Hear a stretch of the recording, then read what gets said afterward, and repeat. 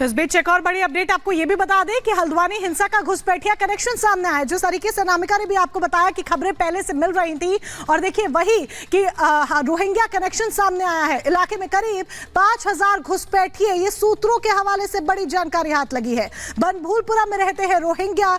हिंसा के दिन ये घुसपैठिए नजर आए थे, तो क्या इन घुसपैठियों का हाथ हल्द्वानी हिंसा में है? ये एक बड़ा सवाल और जांच का विषय है।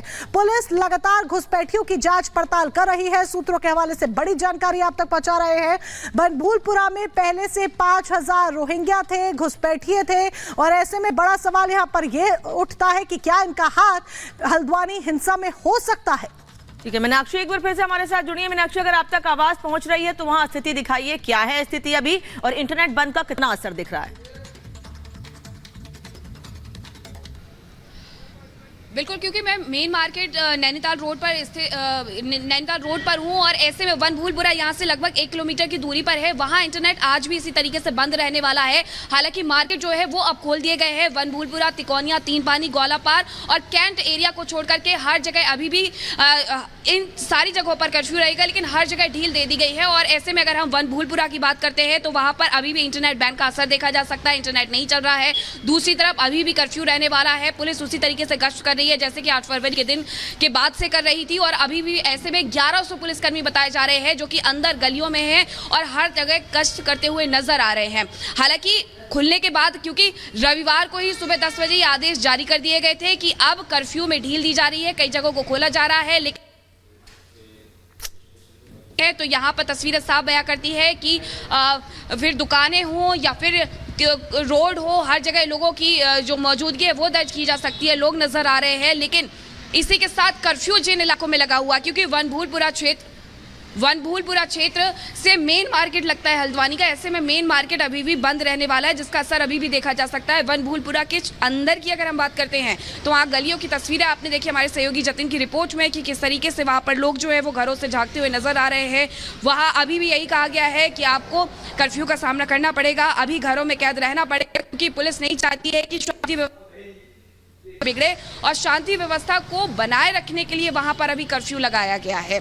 ऐसे में आने वाले वक्त में देखना होगा कि आखिरकार वो कर्फ्यू कब जाकर के खुलता है। बताया ये भी जा रहा है कि ऐसे कई लोग हैं जिन्हें अभी भी डिटेन किया जा रहा है, जिनसे पूछताछ की जा रही है। 100 लोग ऐसे हैं जिन्हें हिरासत में लिया गया है। 5 लोग हैं जो गिरफ्तार किए गए हैं, जिसमें सपा नेता का भाई भी बताया जा रहा है, 2 पूर्व पार्षद। ठीक है मीनाक्षी, ग्राउंड जीरो से आप एक तस्वीर दिखा रही हैं और ताजा जानकारी दर्शकों तक पहुंचा रही हैं। फिलहाल के लिए आपका बहुत शुक्रिया। इसी बीच अपने दर्शकों को बता दें, हिंसाग्रस्त इलाकों को छोड़कर हल्द्वानी शहर के दूसरे इलाके में पाबंदियां हटा दी गई हैं। करीब 3 दिनों के बाद शहर के बाजार जो हैं वो खुलने शुरू हो गए हैं। इन इलाकों में जिंदगी पटरी पर लौटनी शुरू हो गई है। हल्द्वानी से आपको दिखाते हैं ग्राउंड जीरो से हमारी एक खास रिपोर्ट।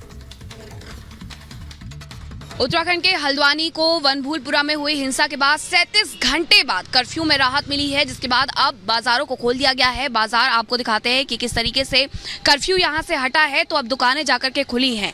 लगभग 37 घंटे तक सब कुछ बंद रहा, जिंदगी थमी रही, लेकिन अब एक बार फिर से हल्द्वानी में जिंदगी पटरी पर लौटती हुई नजर आ रही है। हालांकि अभी भी कई क्षेत्र है जहां पर कर्फ्यू रहने वाला है, जिसमें बनभूलपुरा, उससे लगा हुआ तिकोनिया, ग्वालापार, ये ऐसी जगह है जहां अभी भी कर्फ्यू जारी रहेगा। लेकिन अब कुछ जगह ऐसी है मेन मार्केट को छोड़ करके, क्योंकि बनभूलपुरा के साथ ही मेन मार्केट हल्द्वानी का जुड़ा हुआ है, वहां पर भी अभी बंद रहने वाला है। लेकिन इसी के साथ ये तस्वीरें साफ तौर पर बयां करती है कि हल्द्वानी में जिंदगी पटरी पर लौट रही है। इंटरनेट सेवा को बहाल कर दिया गया है। बनभूलपुरा में इंटरनेट बैन रहेगा, लेकिन बाकी हिस्सों में इंटरनेट की सुविधा अब दी जा रही है। तो मीनाक्षी की रिपोर्ट आपने देखी कि किस तरीके से अभी भी जो सन्नाटा है वो साफ सीधे तौर पर पसरा नजर आ रहा है। तो दूसरी तरफ ये भी आपको बता दें कि हिंसा के आरोपियों की तलाश लगातार जारी है। दूसरे राज्यों में भी छापेमारी को अंजाम दिया जा रहा है। हिंसा के बाद 3 आरोपी फरार हो गए थे।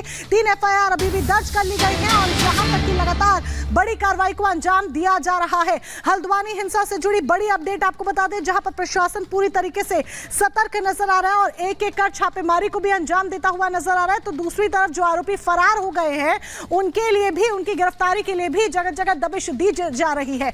CCTV की सहायता ली जा रही है और आरोपियों की पहचान के लिए भी हर मुमकिन कोशिश की जा रही है। तो हिंसा के बाद से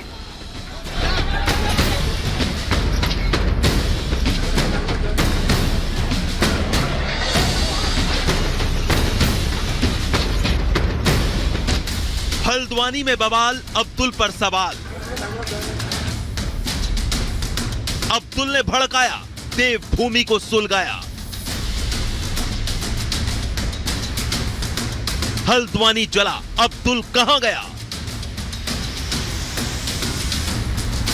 हल्द्वानी हिंसा में अब्दुल का हाथ।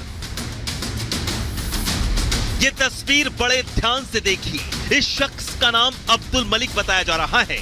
हल्द्वानी पुलिस इसी अब्दुल मलिक की बड़ी सरगर्मी से तलाश में जुटी है। हल्द्वानी पुलिस का आरोप है कि अब्दुल मलिक ही हिंसा का मास्टरमाइंड है। हल्द्वानी पुलिस का इल्जाम है कि अतिक्रमण हटाने गई टीम के खिलाफ बनभूलपुरा में अब्दुल मलिक ने ही लोगों को भड़काया और फिर पूरा इलाका जल उठा। अब्दुल मलिक को मास्टरमाइंड के तौर पर भी पुलिस देख रही है, क्योंकि हिंसा को भड़काने के तमाम आरोप अब्दुल मलिक पर लगते नजर आ रहे हैं।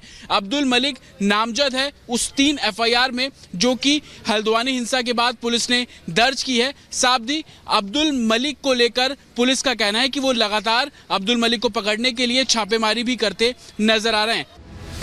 हिंसा पर हल्द्वानी पुलिस की तरफ से दर्ज करवाई गई एफआईआर में अब्दुल मलिक का नाम भी शामिल है। एफआईआर में हिंसा के आरोपी अब्दुल मलिक के विरुद्ध आईपीसी की धारा 147 दंगा, 148 दंगा हत्यारों के साथ, 307 हत्या की कोशिश, 332 सरकारी कर्मचारी पर हमला करके नुकसान पहुंचाना, 333 इरादतन सरकारी कर्मचारी को नुकसान पहुंचाना, 353 यानी सरकारी कर्मचारी को काम से आपराधिक मानसिकता के साथ रोकना जैसी धाराएं लगी हैं।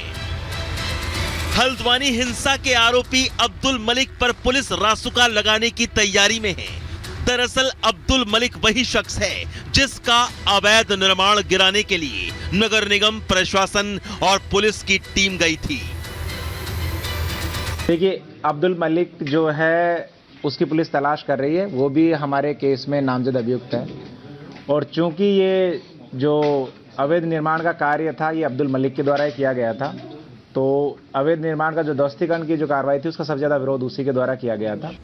यानी हल्द्वानी हिंसा के साजिशकर्ताओं में से एक अब्दुल मलिक की पुलिस को तलाश है। आरोप है कि अब्दुल मलिक ने गैर कानूनी ढंग से जमीनों पर कब्जा कर उन्हें नाजायज ढंग से बेचा था और ऐसे ही कुछ दस्तावेज रिपब्लिक भारत के हाथ भी लगे हैं जिनसे पता चलता है कि जमीनों का सौदा किस तरह से होता था। बनभूलपुरा में जहां अतिक्रमण को हटाने की कार्रवाई की गई, उस जगह को भी मलिक का बगीचा कहा जाता है। इसके साथ ही प्रशासन इस बात की भी जांच कर रहा है कि जिन घरों से पत्थर चलाए गए उनका कानूनी स्टेटस क्या है। ये बात सही है कि जिस जगह को तोड़ा गया था वो जगह का निर्माण अब्दुल मलिक के द्वारा ही नजूल भूमि पर करवाया गया था। तो अब्दुल मलिक के